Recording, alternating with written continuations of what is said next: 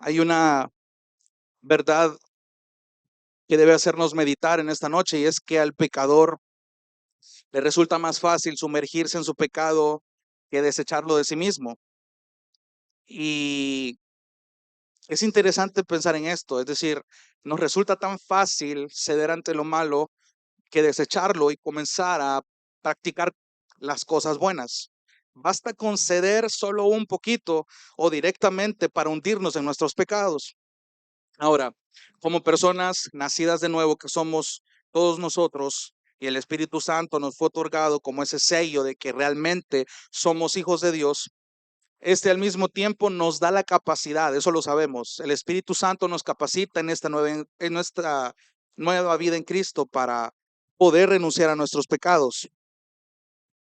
Y veíamos la semana pasada de que lidiamos con los pecados, eso es una realidad. A pesar de que somos nacidos de nuevo, lidiamos con pecados actuales. De hecho, es interesante ver que los puritanos llamaban a esta actividad la mortificación del pecado, mortificar el pecado.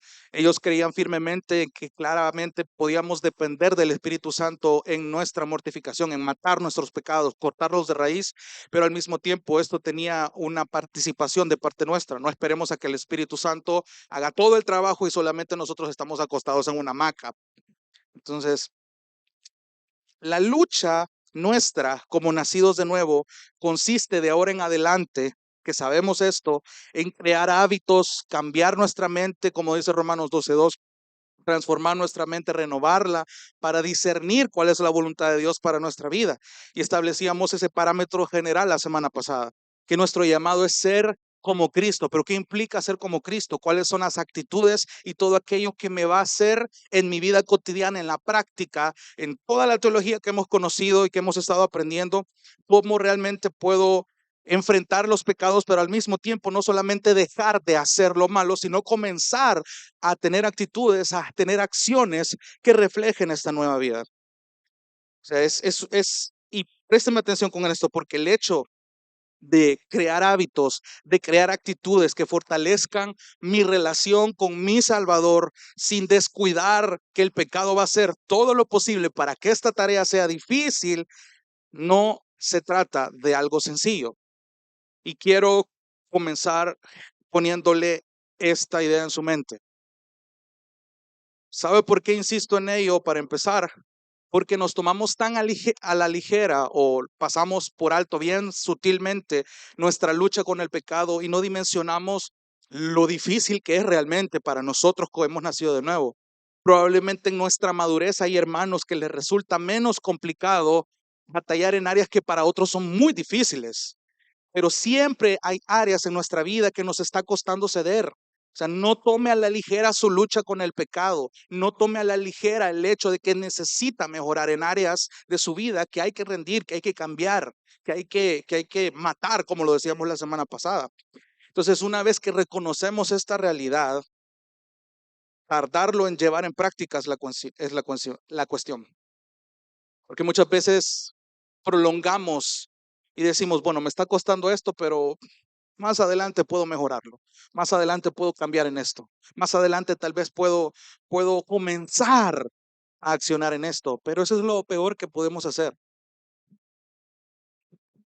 Por eso es que hay creyentes a quienes les resulta tan, pero tan difícil llevar a la práctica cosas buenas a comparación de las cosas malas. Sin embargo, Dios en su palabra nos da las instrucciones de cómo llevar a nuestra práctica estas virtudes dentro de la cotidianidad. Cuáles son y cómo llevarlas a cabo es lo que acabamos de leer en el texto de hoy. Por eso es que quiero que notemos, hermanos, que en este pasaje Dios nos está mandando, nos está haciendo ese llamado a colocarnos esta nueva vestimenta espiritual en Cristo para evidenciar nuestra nueva naturaleza en nuestra cotidianidad. Si Dios lo permite, esta va a ser la primera de 3 partes de predicaciones que quiero que vayamos aprendiendo con la ayuda del Espíritu Santo. Hemos llegado al capítulo 3 y hemos estado durante todos los jueves anteriores estudiando una teología cargada de cristocentrismo. Capítulo 1 y capítulo 2 de Colosenses han sido cartas donde Pablo ha expuesto su oración, ha expuesto el deseo de que los colosenses vayan y aprendan de este Cristo, que recuerden quién es este Cristo, que tengan cuidado de no ceder ante las falsas enseñanzas. Y en el capítulo 3 vuelve a recordar a este Cristo, pero ya de una manera más práctica, de una manera centrada. O sea, ahora toda la cristología, toda la teología que hay en sus cabezas, las traduce en cosas prácticas que van desde adentro hacia afuera del creyente. Y de hecho la semana pasada empezábamos a estudiar la parte práctica de esta epístola, donde Pablo comienza a dirigir este evangelio a los corazones de los colosenses, donde la obra del nuevo nacimiento va a comenzar de adentro hacia afuera, como ya se los había dicho.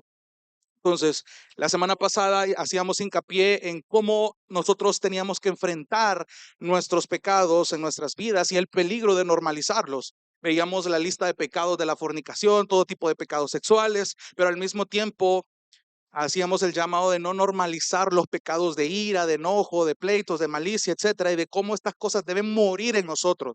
La instrucción era clara en los versículos pasados: hagan morir todo lo terrenal en ustedes. Y empieza a usar un lenguaje de vestimenta. Desechen esta vieja ropa, desechen este viejo hombre. Y va a usar esa misma imagen en estos versículos. Va a seguir utilizando ese lenguaje de la vestimenta para ilustrar las virtudes de Cristo que deben comenzar a notarse en usted y en mí. Esto fue un reto para los colosenses. Es un reto ahora para nosotros.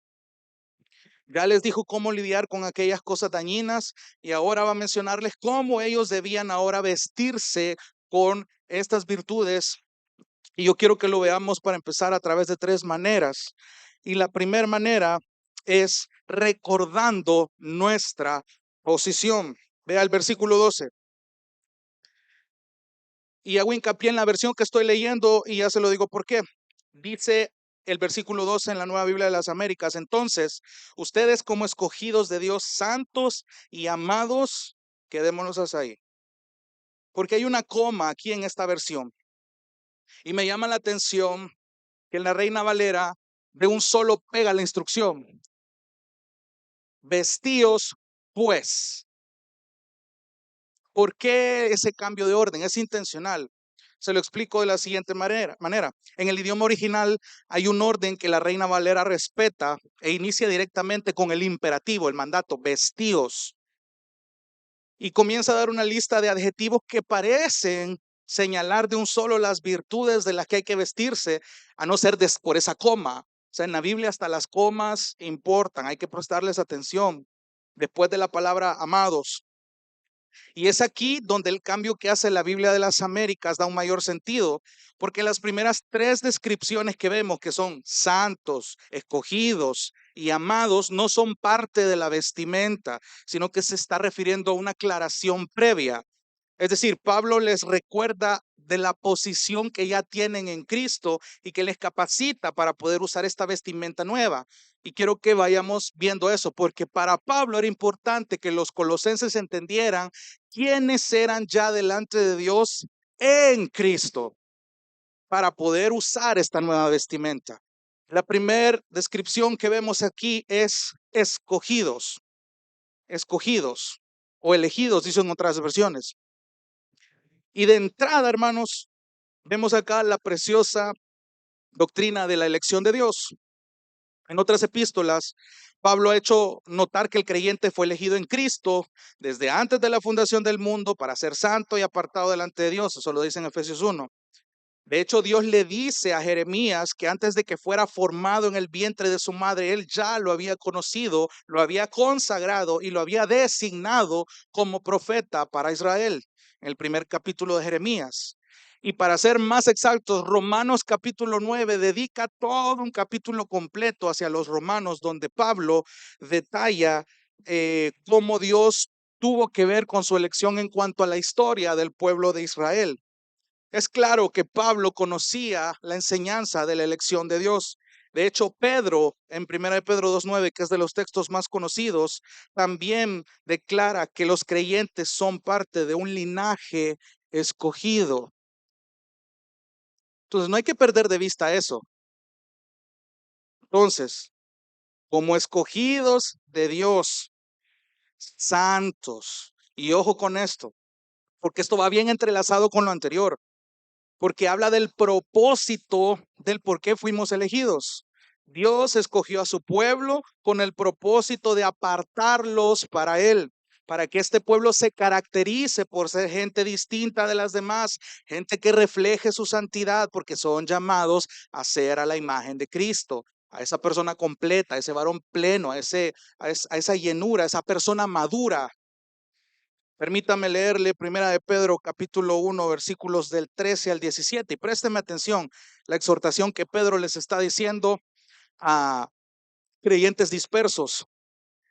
Primera de Pedro 1:13 en adelante dice: por tanto, preparen su entendimiento para la acción, sean sobrios en espíritu y pongan su esperanza completamente en la gracia que se les traerá o que se anuncia en la revelación de Jesucristo. Como hijos obedientes, no se conformen a los deseos que antes tenían en su ignorancia, sino que así como aquel que los llamó es santo, así también sean ustedes santos en toda su manera de vivir. Porque escrito está: sean santos, porque yo soy santo. Y si invocan como Padre a aquel que imparcialmente juzga según la obra de cada uno, condúzcanse con temor. Habla de un temor reverente durante el tiempo de su peregrinación.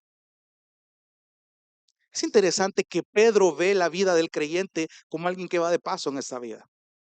Alguien que sabe que ha sido elegido con un propósito, y ese propósito es ser santos, porque el Dios que los salvó también es santo. Entonces, como dignos embajadores, como dice en otro pasaje, somos llamados a eso.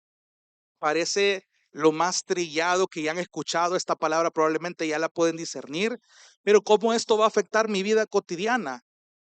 Porque esto tiene mucho que ver, y de hecho, cuando estábamos estudiando primero a los tesalonicenses, en el capítulo 4, versículo 7, también Pablo le hace un llamado a esta iglesia, porque Dios no nos ha llamado a la impureza, sino a la santificación. Entonces, de nuevo, traigo a colación Efesios 1. Está mencionando que fuimos escogidos con el propósito de ser santos y sin mancha. El texto de 1 Pedro 2:9 nos dice que somos linaje escogido, real sacerdocio y nación santa. ¿Se da cuenta cómo nada se contradice? Una nación santa que fue adquirida por el Señor. Y de hecho, la santificación aquí de esta de la que está hablando Pablo en el versículo 12 de Colosenses, está hablando de una posición que ya obtuvimos en Cristo por la obra de Él. Quiero que recuerde, y esto es como algo teórico que Pablo quiere que entiendan primero, que recuerden quiénes son en Cristo. Recuerdo que hace poco estábamos haciendo un repaso de los tres tipos de santificación, que es la posicional, la progresiva, y yo le llamo aquí la santificación final. ¿A qué se refieren estas tres? Que la santificación posicional es la que ya tenemos en Cristo. Por la obra de Cristo, ustedes y yo ya somos santos. Toda la Biblia se refiere a los nuevos creyentes como personas que ya son declaradas santas delante de Dios. Está la santificación progresiva, que se refiere a que nosotros, mientras vivamos en esta vida, tenemos el llamado de ir renunciando a la vieja vida y de poco a poco ir transformándonos a la imagen de Cristo. No es algo de la noche a la mañana, porque evidentemente vivimos en un mundo caído, es algo que veíamos la semana pasada. Entonces, mientras nos vamos menguando y Cristo está creciendo dentro de nosotros, hay una santificación que va creciendo. Y le tengo una noticia: no la vamos a lograr en esta vida hasta nuestro último día aquí en esta vida, en esta tierra. Porque la santificación final va a ser cuando ya estemos en la eternidad con nuestro Dios, con cuerpos glorificados. Eso debería a mí bajarme los ánimos para decir: bueno, entonces no me esfuerzo por tener una santificación progresiva. Claro que sí, claro que sí. No le digo esto para bajarle los ánimos, sino que la santificación progresiva a mí debe hacerme anhelar la eternidad. Cuando realmente nosotros conocemos quiénes somos en Cristo, todo lo temporal pasa a segundo plano. Lo hemos cantado con el himno Fija tus ojos en Cristo.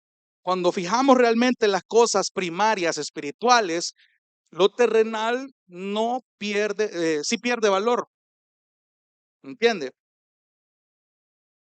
Entonces, como escogidos de Dios, santos, y la tercera descripción ahí, amados. Présteme atención porque el sentido de esta palabra habla de una acción que ya fue realizada en el pasado, pero sus efectos continúan. De hecho, la traducción más literal es habiendo sido ya amados. Y no va a ser la primera vez que se menciona el amor como un elemento importante en esta nueva vestimenta. De hecho, la doctrina del amor de Dios, que es lo que les mencionaba en el tiempo de alabanza, y cómo se muestra a nosotros, es una de las enseñanzas que más se ha sacado de contexto, que más se ha malentendido, que están en la mente de los creyentes, pero vamos a hablar de eso más adelante.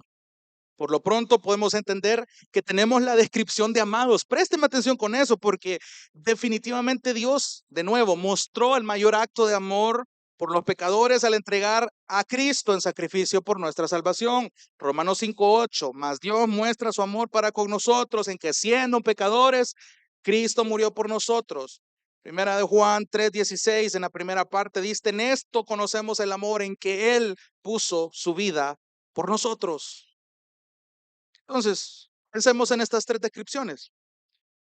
Si hemos nacido de nuevo, tenemos el privilegio y la dicha de considerarnos no solamente escogidos por el Señor, sino apartados para Él, apartados por Él y mucho más precioso aún, considerarnos amados por Él.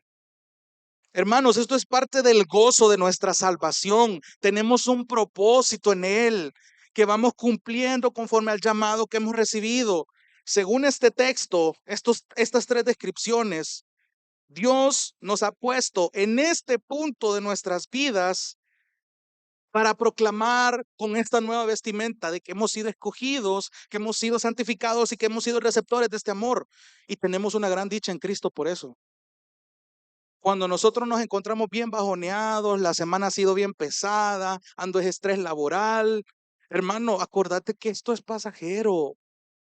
Sí, es verdad, batallamos todos los días contra nuestra propia cotidianidad, pero la Biblia está ahí todos los días a tu disposición para que recordes estas verdades, para que te motives, para que veas que hay algo más allá de esta rutina diaria de levantarse temprano, de trabajar, de comer, de ganarte el sustento y volverte a dormir.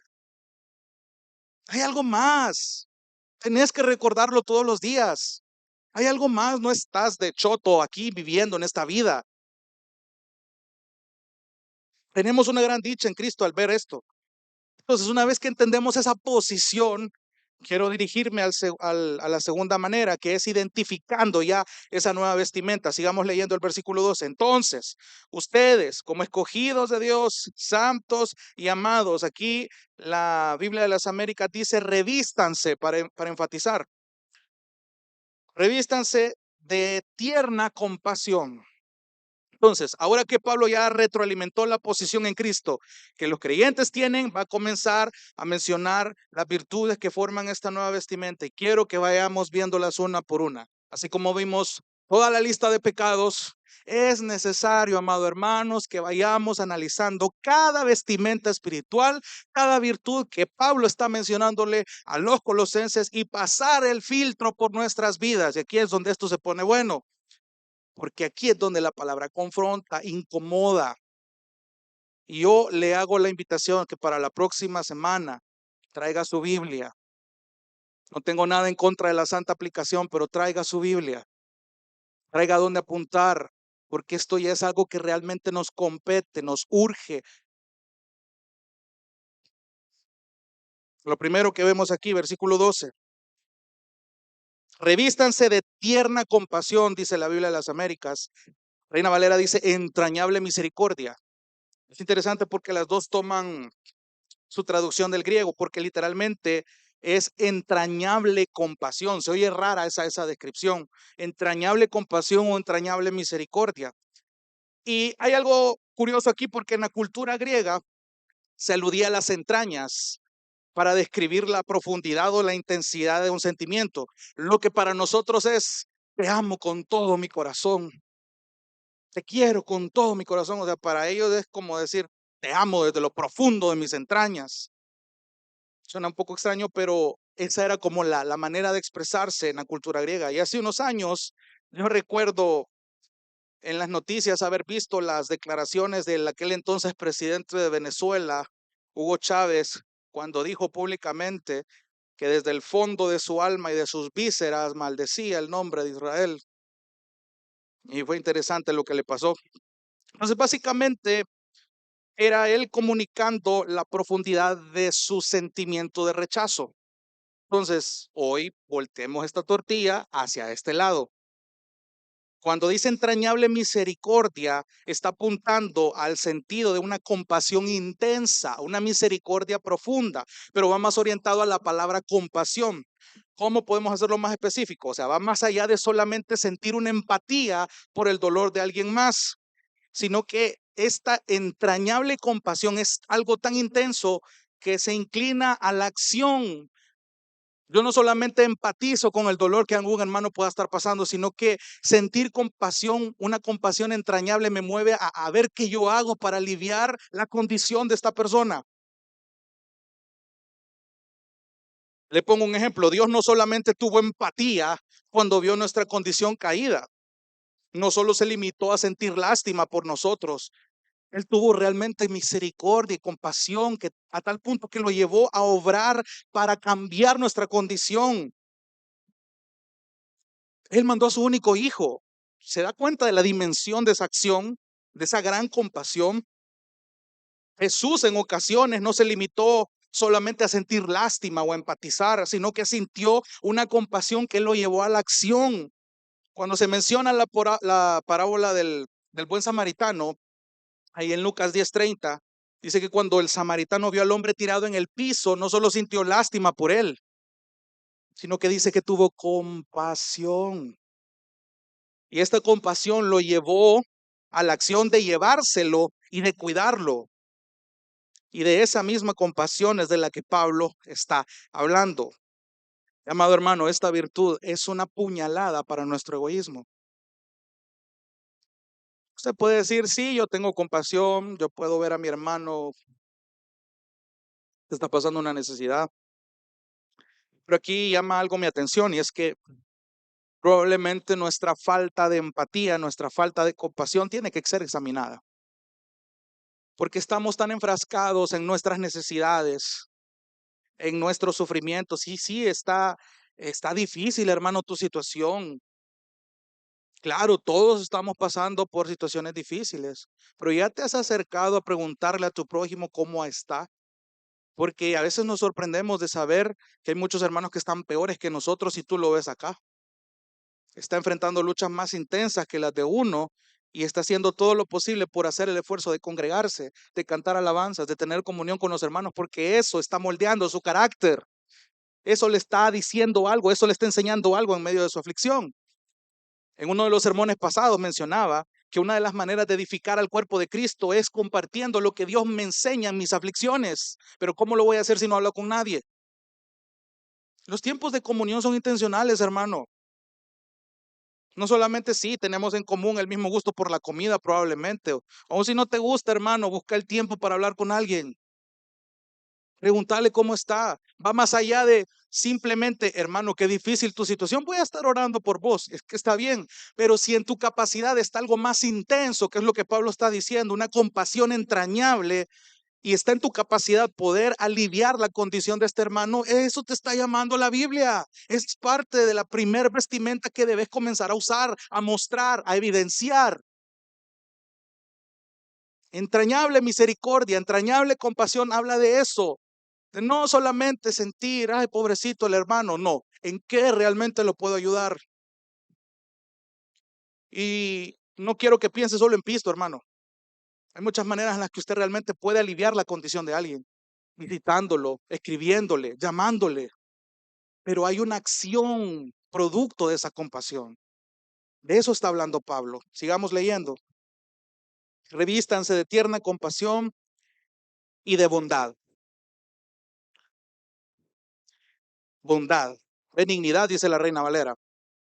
Y no debe extrañarnos que estas virtudes provengan de Dios mismo. Si analizamos bien, Para los que están anotando en Efesios 2:7, dice que Dios nos salvó por gracia para mostrarles a las generaciones que vinieran después que Él mostró su bondad, su benignidad hacia nosotros por medio de Jesús. En palabras de Tito 3:4, Jesús es la manifestación de la bondad del Dios Salvador. Entonces, esa misma bondad recibida es la que somos llamados a mostrar en nuestra nueva vestimenta. Dios mismo en su palabra nos lo ha dejado como mandato, no es opcional, hermano. Estamos llamados a obedecer, a mostrar esta bondad. La bondad tiene que ver obviamente con ser bueno, con tener esa inclinación natural de esta nueva naturaleza, evidentemente, esa inclinación natural por hacer el bien. ¿Usted cree, hermano, que de un pecador que quiere vivir el cristianismo a su manera va a tener una inclinación natural por hacer las cosas buenas de manera genuina?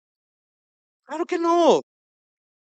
Por eso es tan importante que usted analice esto y se vaya filtrando usted a través de este texto. ¿Cómo está su bondad? ¿Está teniendo inclinaciones hacia las cosas buenas, hacia las cosas que la Biblia dice que son buenas? No es bajo su criterio, no es bajo el mío, es el criterio que Dios ha puesto en su palabra de lo que es bueno y de lo que no lo es. ¿Dónde está nuestro estándar para hacer el bien? En lo que Dios nos ha dado aquí, su palabra. Todos los días la tiene a su disposición, sería bueno que la leyera.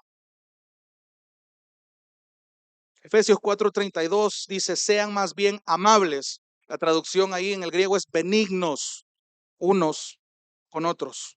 Filipenses 4:8, por lo demás, hermanos, todo lo que es verdadero, todo lo digno, todo lo justo, todo lo puro, todo lo amable. Ahí la traducción es todo lo bueno, todo lo benigno, todo lo honorable, lo que sea de buena reputación. Si hay alguna virtud o algo que merece elogio, en esto piensen, en esto mediten.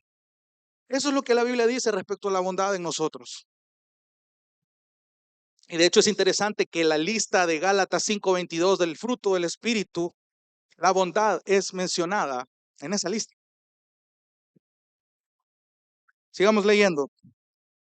Como santos y amados, revístanse de tierna compasión, de bondad y de humildad. Y aquí me quiero detener un poco.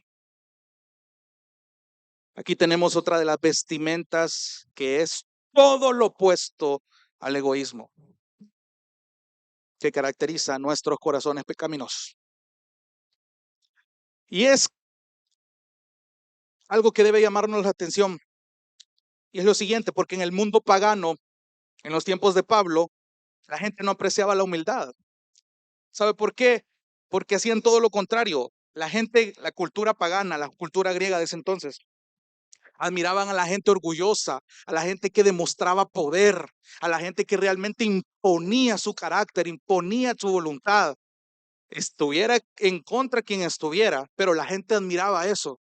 Ustedes ven los retratos de los grandes conquistadores ahí de las diferentes historias, Napoleón Bonaparte, Alejandro Magno, etcétera, un montón de luchadores indígenas, porque eran hombres que trataban de demostrar poder, que trataban de demostrar que valían. Y evidentemente como personas pecadoras pasaron por alto muchas cosas que no mostraban humildad. ¿Por qué le digo esto? Porque bíblicamente, la humildad consiste en saber quién soy yo realmente y saber quién es Dios. A eso se resume la humildad. Se lo explico mejor. Es reconocer mis limitantes y tener mis actitudes bajo esa premisa.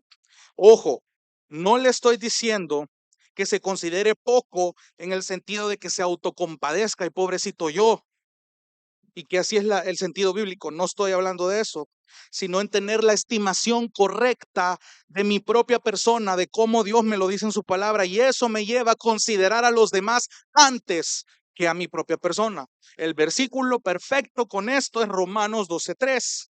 Porque en virtud de la gracia que me ha sido dada, le digo a cada uno de ustedes que no piense de sí mismo más de lo que debe pensar, sino que piense con buen juicio. Ahí esa palabra significa con cordura, con sentido, con raciocinio, según la medida de fe que Dios ha distribuido a cada uno. Y a mí me encanta ver en los evangelios el ejemplo de pecadores que mostraron una humildad bíblica. Por ejemplo, ¿se acuerda del centurión que fue a pedir por su hija, que dijo a Jesús: yo no soy digno de que entres bajo mi techo? Solo esa frase implica que él reconocía quién era y sabía quién era Dios, quién era quien le estaba pidiendo eso. No soy digno de que entres bajo mi techo, solo di la palabra, eso me basta. O aquel publicano que fue mencionado en una de las parábolas de Jesús, que derramó su corazón y dijo: Dios, sé propicio a mí, que yo soy un pecador. ¿Sabe qué significa propicio? Es algo favorable, algo que sea oportuno para mí como pecador.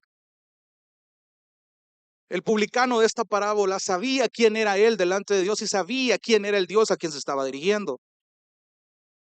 Cuando sabemos quiénes somos, hermanos, realmente nos damos cuenta que es imposible darle la cabida al egoísmo. La humildad que tenemos para con nuestro prójimo, y présteme atención, la humildad que tenemos para con nuestro prójimo puede revelar la humildad con la que nos presentamos delante de Dios. Pablo fue un ejemplo de humildad.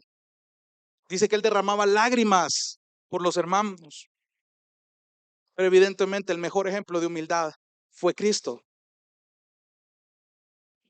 Véalo de esta manera. Cristo sabía quién era él cuando fue a la cruz.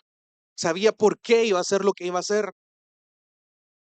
Y yo me pongo a pensar que Cristo le hubiese bastado dar la orden para callarle la boca a toda esa gente que estaba ultrajándolo en la cruz, retándolo, diciéndole: bueno, vos dijiste esto, ¿y por qué no lo haces ahorita? Decile a los ángeles que bajen de la cruz y entonces vamos a creer.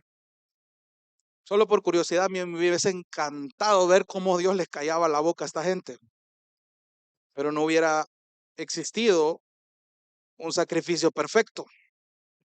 Cristo tenía que cumplir esa vestimenta correcta. Cristo fue humilde hasta la muerte. Cristo sabía quién era él y eso es lo más increíble, que él no utilizó su deidad para complacer caprichos. Él no utilizó su posición para aprovecharse de los demás, sino que al contrario usó su humildad para ser el ejemplo perfecto de alguien que sirve, de alguien que reconoce, que incluso capaz de lavar los pies de sus discípulos con tal de dejar un ejemplo perfecto para nosotros. Ustedes y yo sabemos que somos hijos de Dios y que manejamos una correcta teología, hermano, pero ¿cómo es nuestra actitud cuando nos topamos con personas que no conocen esta teología? Y a mí esto me confrontó mucho porque yo recordé aquellos días en los que yo peleaba por redes sociales porque toda la Biblia que había entendido estaba mal. Y eso fue lo menos humilde que yo pude haber hecho. Empecé a pelearme con mi familia, mandándolos al infierno de un solo en una sola comida. Eso no fue nada humilde de mi parte. Ser humilde es que aunque yo sé quién soy y sé la condición mía y la condición de mis familiares que no conocen esta palabra, es que yo comienzo a servirles de tal manera que les muestro cómo este conocimiento está afectando mis acciones. Eso es ser humilde, porque sé quién soy. Sé que yo no voy a aprovechar mi posición para aprovecharme de aquellos que no lo conocen. Y muchas veces eso va a implicar que cedamos a nuestro orgullo. Eso es ser humilde, porque reconozco quién soy, porque reconozco quién es Él. Eso nos hace falta un montón. Así no tendríamos conflictos con nuestros hermanos, ¿sabe? La humildad es un golpe al hígado en ese sentido para nuestro egoísmo. Necesitamos ser humildes. Sigamos leyendo. Tierna compasión, bondad, humildad, mansedumbre. El griego lo traduce como suavidad. Parece extraña esta palabra. No dice mansedumbre, solo dice suavidad. Y este es otro elemento que forma esta lista del fruto del Espíritu descrito en Galatas 5:22. No está por gusto ahí. La mansedumbre tiene que ver, présteme atención, con una actitud dócil y un carácter suave. De ahí es que el griego lo traduce como suavidad, a eso se está refiriendo. Hay un dicho bien popular aquí en nuestra cultura que dice que hay que ser mansos, pero no mensos. Pero la mansedumbre no significa, hermano, que usted va a ser aguado, que usted va a ser débil, sino que apunta, y présteme atención, la mansedumbre tiene el sentido de tener un poder bajo control. Se lo pongo de esta manera. Por ejemplo, esta palabra se usaba para describir un viento refrescante y suave, una medicina controlada que resultaba ser buena para curar, o un caballo dócil que podía ser domado. Y en estos tres casos hay un poder involucrado. ¿Cómo así? El viento tiene el poder de hacer daño si se convierte en una tormenta. La medicina tiene el poder de matar si es desmedida, si se aplica desmedidamente. Y un caballo evidentemente tiene el poder de hacer daño si no está controlado, si no está domado. Pero este poder del que está hablando con la mansedumbre es algo que está bajo control. Una persona mansa, hermanos y hermanas, tiene su carácter bajo control. Alguien que sabe controlar sus momentos de cólera y evita lastimar a los que están a su alrededor. Y Santiago aquí nos pega una cachetada, porque hablando de la lengua, él dice, Santiago 3:13, ¿quién es sabio y entendido entre ustedes? ¿Alguien aquí se cree sabio? ¿Alguien aquí cree que lo sabe todo? ¿Cree que tiene ese conocimiento? Que muestre por su buena conducta sus obras en sabia mansedumbre. Gálatas 6:1. Hermanos, aun si alguien es sorprendido en alguna falta, ustedes que son espirituales, restáurenlo en un espíritu de mansedumbre, mirándote a ti mismo, no sea que tú también seas tentado. Mansedumbre habla de tener nuestro carácter bajo control. Y ahí se aplica el mansos pero no mensos. No se trata de ser aguado, no se trata de ser dócil, se trata de tener la actitud correcta de dominarme a mí en primer lugar.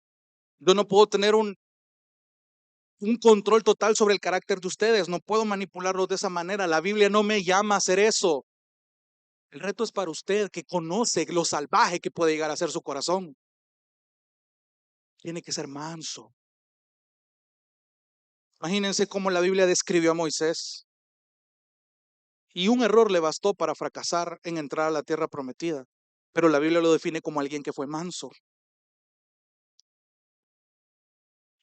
Hermanos, tenemos que ser mansos. Tiene que controlar su carácter. Y esto se va a poner cada vez más interesante porque Pablo está haciendo todo un hilo que va conectando toda esta vestimenta. Entonces ustedes, versículo 12, como escogidos de Dios, santos y amados, revístanse de tierna compasión, bondad, humildad, mansedumbre y paciencia. Otra traducción para la paciencia es longanimidad.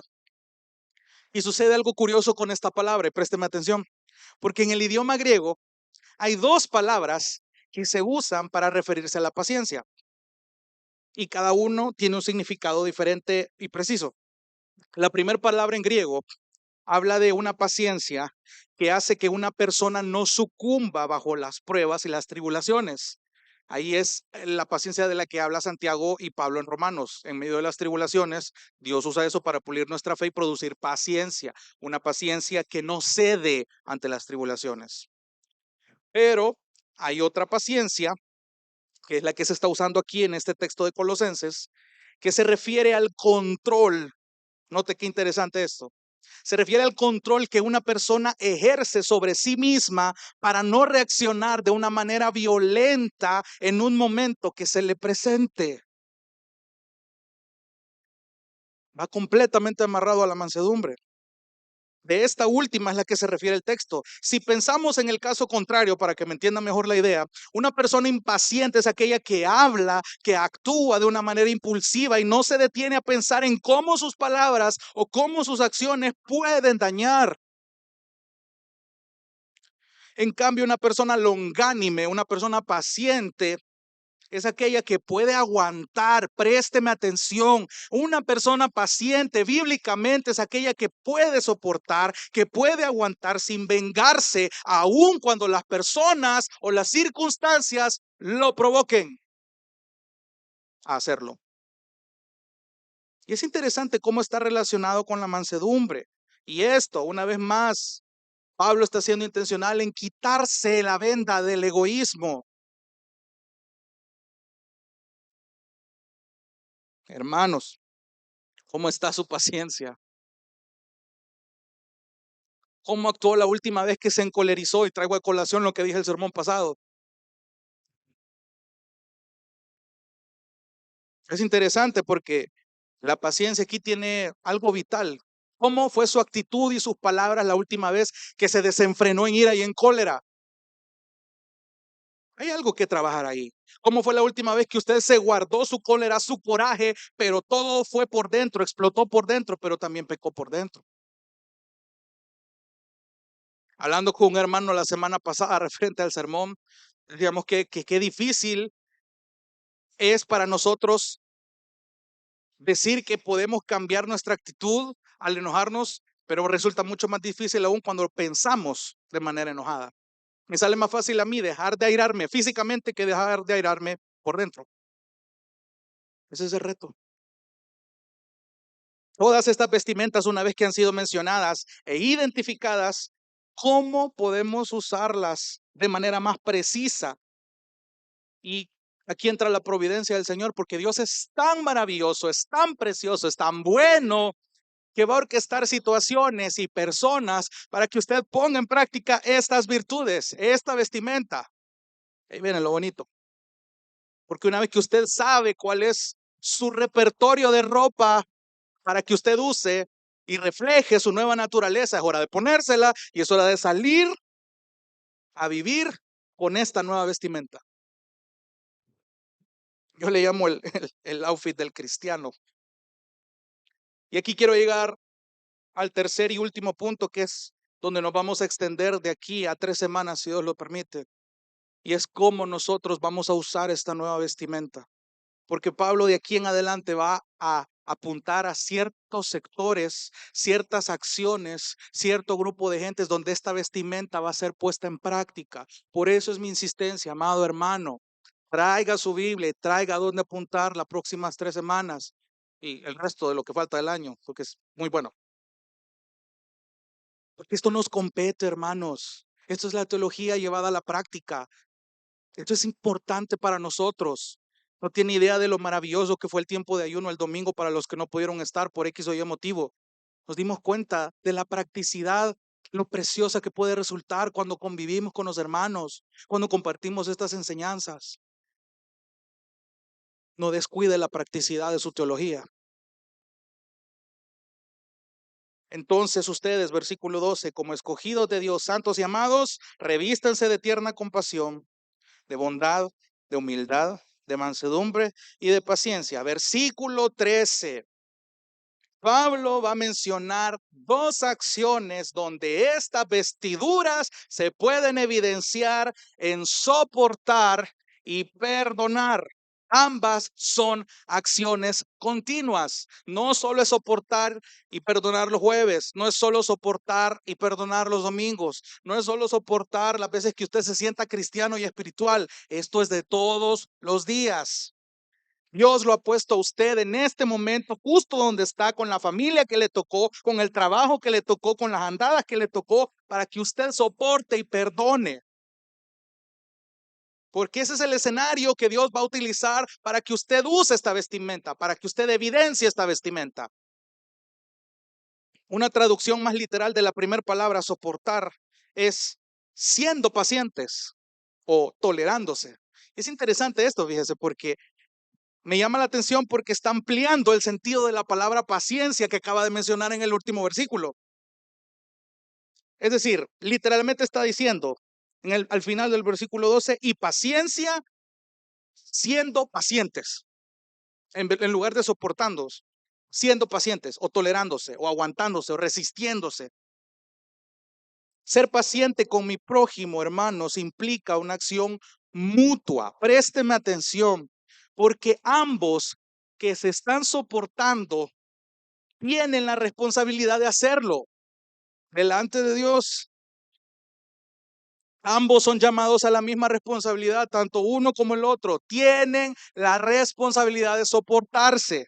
Por ejemplo, y esto es precioso, Dios es paciente con nosotros o nos tolera en cierto sentido, de que a pesar de que nuestros pecados se cometen, Dios ha detenido su juicio. ¿Cómo así?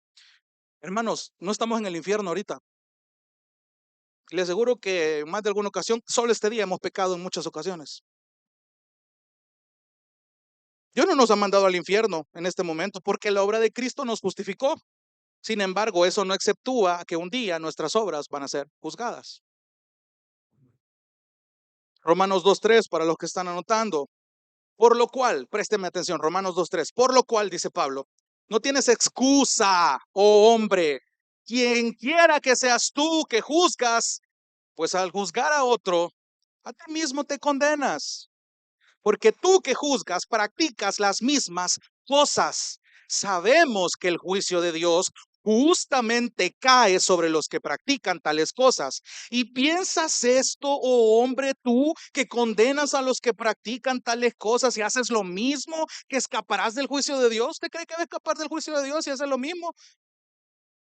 ¿O tienes en poco las riquezas de su bondad y tolerancia y paciencia, ignorando que la bondad de Dios te guía al arrepentimiento? Hombre, aquí Pablo está pegándole una bofetada a aquellos romanos que se creían justos, que creían que estaban aguantando al otro. Déjenme ser más específico, Romanos 3:24 al 26. Présteme atención a esto. Dice Pablo, todos son justificados gratuitamente por su gracia, por medio de la redención que es en Cristo Jesús. Eso lo sabemos. A quien Dios exhibió públicamente, eso lo dijimos hace unos sermones atrás, a quien Dios exhibió públicamente como propiciación, ya explicamos eso, como algo oportuno, como algo favorable, por su sangre a través de la fe, como demostración de su justicia, porque en su tolerancia Dios pasó por alto los pecados cometidos anteriormente para demostrar en este tiempo su justicia, a fin de que Él sea justo y sea el que justifica al que tiene fe en Jesús. No hay contradicción. El punto de esto, hermanos, es que somos llamados a tolerarnos de manera mutua. Hay cosas de su prójimo que tiene a la par a su alrededor y de este prójimo que le está hablando, que es llamado a soportar. Al igual que hay cosas que nuestro prójimo tiene que soportar de usted. Y esto es un llamado de atención para dos clases de personas. Y en cualquiera de las dos cabemos nosotros. Número uno, aquellas que tienen esa lucha, es decir, aquellas a quienes en verdad les cuesta soportar a la gente y buscan evitar de una manera que es bíblicamente hablando, una manera necia, una manera que no es sabia. No hay otra manera de describir esto. Si usted evita soportar a sus hermanos, usted está siendo necio. Si usted evita soportar a su prójimo, no está evidenciando una nueva vestidura. La solución no es que usted evite los problemas, sino enfréntelos, porque el Espíritu Santo le ha dado la capacidad. ¿Cree que no va a aguantar? Pregúntele al Espíritu Santo si está morando en usted. Esto va dirigido a quienes en verdad nos cuesta y buscamos evitar de una manera no sabia soportar a su prójimo. Pero también va dirigido a aquellas personas que abusan también de una manera bien necia este llamado para excusar su falta de mansedumbre y de humildad. Ah, es que tenés que aguantarme, como dijo el predicador. No estás mostrando humildad, no estás mostrando paciencia, no estás mostrando mansedumbre. No te aproveches de la paciencia de tu prójimo. Solo porque la Biblia manda a llamar que te soporten a ti, no significa que te aproveches de eso. Porque tú no sabes la lucha que está enfrentando el otro hermano por aguantarte a ti. ¿Se da cuenta? Esto es mutuo. Y es interesante, si prestamos atención en estas acciones, la humildad y la mansedumbre juegan un papel importante acá. Y aquí viene la parte difícil. Si todo esto ya lo considero difícil, aquí viene otra carga que quiero que usted lleve. No solamente somos llamados a soportarnos unos a otros, sino a perdonarnos. Hermano, hermana, esta es una de las acciones más difíciles, pero más efectivas, donde la nueva vestimenta se evidencia. A comparación de la acción anterior, que es soportar, y de que es una responsabilidad mutua, el sentido de perdonar, que aquí traduce del idioma griego, es una responsabilidad personal. ¿Cómo así? No depende de si la otra persona es digna o no de mi perdón. Yo estoy llamado a perdonarlo.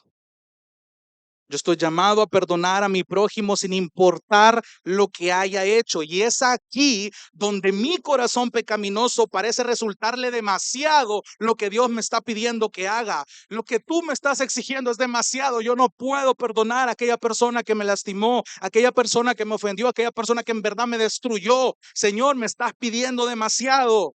Hermanos, te lo digo con todo el amor y la exhortación y la autoridad que la palabra misma da. No es suficiente que tú aguantes el dolor de quien te ofendió. No es suficiente en que soportes la provocación. No es suficiente que hayas tomado la decisión de no vengarte. ¿Sabe por qué? Porque aunque haga todo eso, usted corre el peligro de ser vulnerable a guardar rencor en su corazón, pensamientos malos, pensamientos maliciosos, que es parte de la lista que vimos la semana pasada, y usted puede desencadenar pecados mayores y su mente va a ser el principal obstáculo para reflejar a Cristo. No es suficiente. Tiene que perdonar.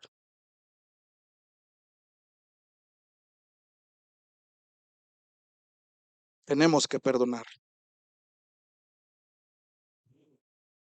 ¿Sabe lo que a mí me preocupó de esto? Y esto a mí me dio un gran choque. Que posiblemente yo pueda ser capaz de presentar un falso perdón delante de los hermanos. Y puedo engañarlos a ustedes diciéndoles, yo ya perdoné, yo ya lo perdoné en mi corazón.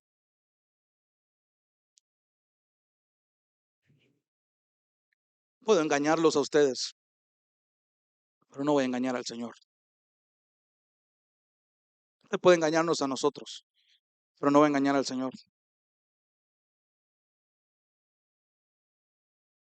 No es suficiente, hermano, no es suficiente.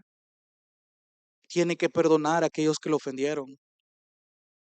¿Sabe qué dice mucho de eso? Cuando yo personalmente busco a la persona que me ofendió, más admirable aún es pedir perdón sin tener la razón. O sea, ¿yo para qué voy a pedir perdón si el ofendido fui yo?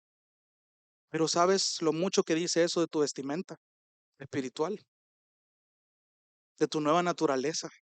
Cuesta, porque somos egoístas. Queremos que ellos sean los que nos pidan perdón, porque con justa razón tenemos, porque nos ofendieron a nosotros, nos destruyeron. Tenemos razones para odiar a quienes nos ofendieron, pero la palabra aquí nos está mandando a perdonarlo. ¿Sabe por qué? Porque usted es escogido, usted es santo, usted ya es alguien amado y tiene la capacidad, tiene todas estas vestimentas de mansedumbre, de paciencia, de humildad para poder perdonar. Tiene sentido que yo venga a decirle que no es suficiente que usted se quede en decir que usted ya perdonó por dentro sin haber hecho una confrontación.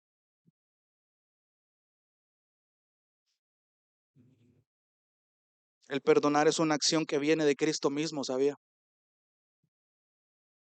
Ahí está el estándar. No es algo que yo me estoy inventando. Mire cómo Pablo exhorta a los efesios de una forma similar a como lo está haciendo aquí en los Colosenses. Efesios 4, del 30 al 32. No entristezcan al Espíritu,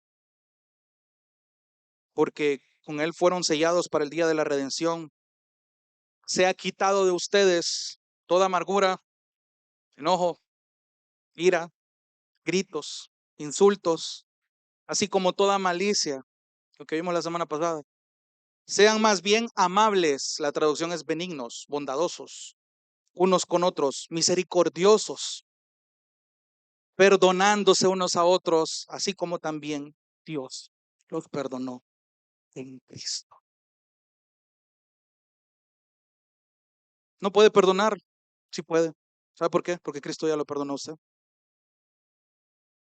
Y saber que Dios, el Padre, que tenía toda la autoridad y hasta hoy la sigue teniendo de mandarnos al infierno y matarnos en un momento, pero saber que ese Dios nos perdonó por medio de Cristo debe ser el motivo suficiente que yo tengo y la razón total para que yo sea capaz de perdonar a aquellos que me han dañado.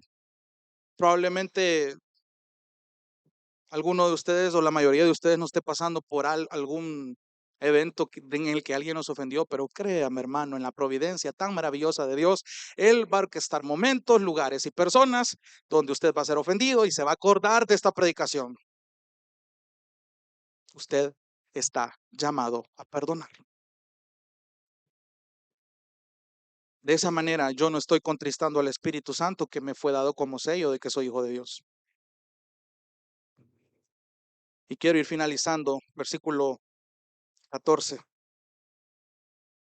Leamos de nuevo el versículo 13, soportándose unos a otros y perdonándose unos a otros. Si alguien tiene queja contra otro, es inevitable que entre nosotros no haya conflictos, hermanos, somos pecadores. Hay una frase de uno de los pastores que nos quedó bien, pero bien grabado en mi memoria.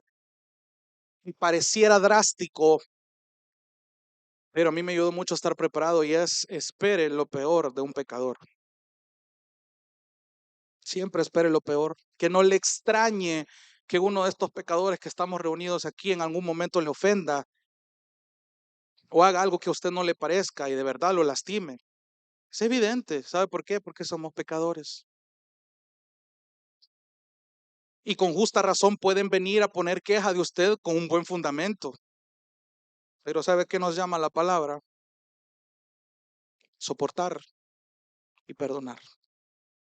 Así es como yo estoy demostrándole que tengo a Cristo acá. Y yo le estoy dando un ejemplo de cómo usted tiene que modelar a Cristo también. Esa es la iglesia. Y ahí está el estándar. Si alguien tiene queja contra otro, como Cristo los perdonó, así también háganlo ustedes. Versículo 14.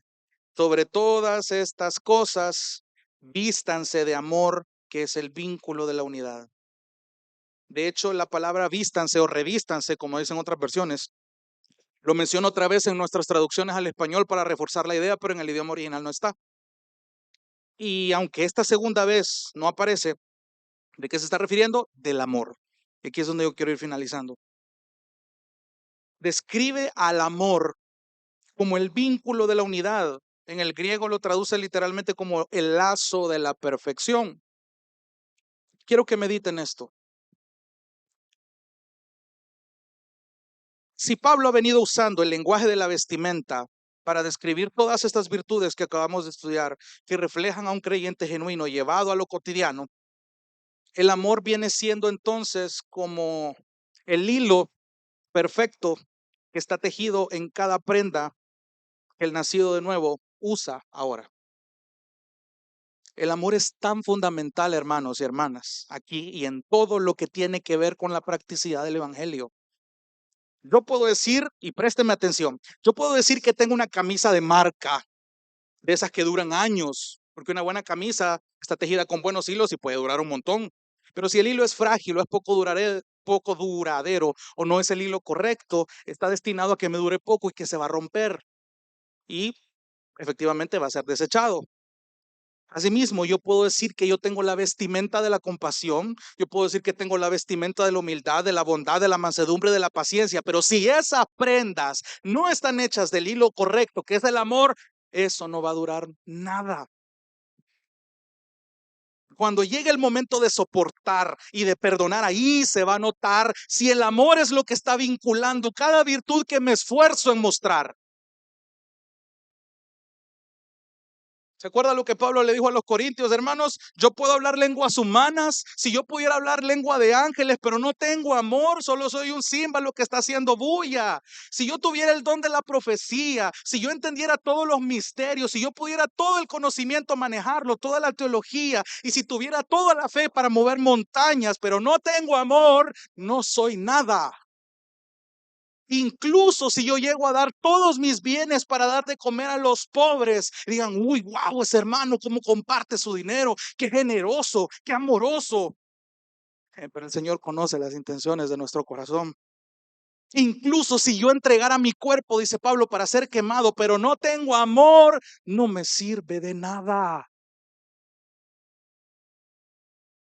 ¿Sabe qué dijo Juan en una de sus epístolas? Esta es la evidencia del amor. En esto hemos conocido el amor, ¿saben qué? En que Él puso su vida por nosotros. También nosotros debemos poner nuestras vidas por nuestros hermanos.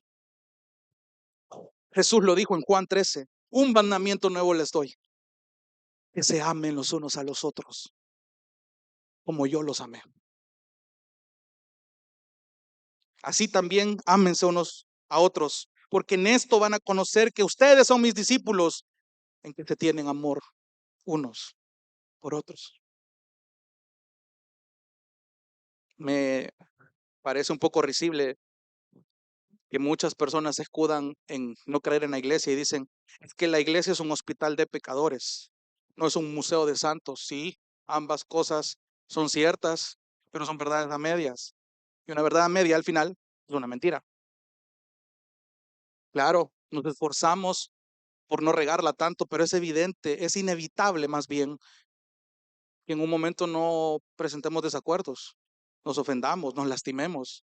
Y ese es el escenario perfecto para poner esto en práctica.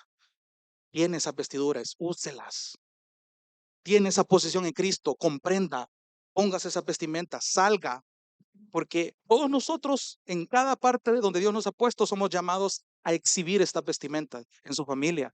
Póngase estas vestimentas, su trabajo, póngase estas vestimentas, en la iglesia, póngase estas vestimentas, donde quiera que usted ande, póngase estas vestimentas. Pero lo más importante es que hágalo con la actitud correcta, que es el amor.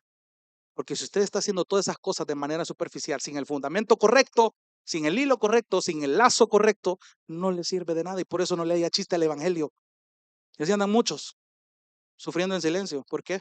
Porque no han cedido su orgullo, porque no son pacientes, porque no son mansos, porque no son humildes, porque no hay perdón.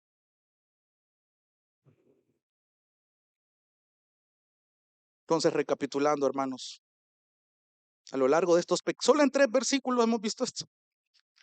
Dios, cómo nos está mandando a colocarnos esta nueva vestimenta espiritual en Cristo para evidenciar nuestra nueva naturaleza en nuestra cotidianidad. Lo hemos visto en 3 maneras: recordando nuestra posición, identificando la nueva vestimenta y usando esta nueva vestimenta. Y a partir de aquí, hermano, vamos a comenzar a estudiar toda aquella practicidad que la teología nos ha dejado.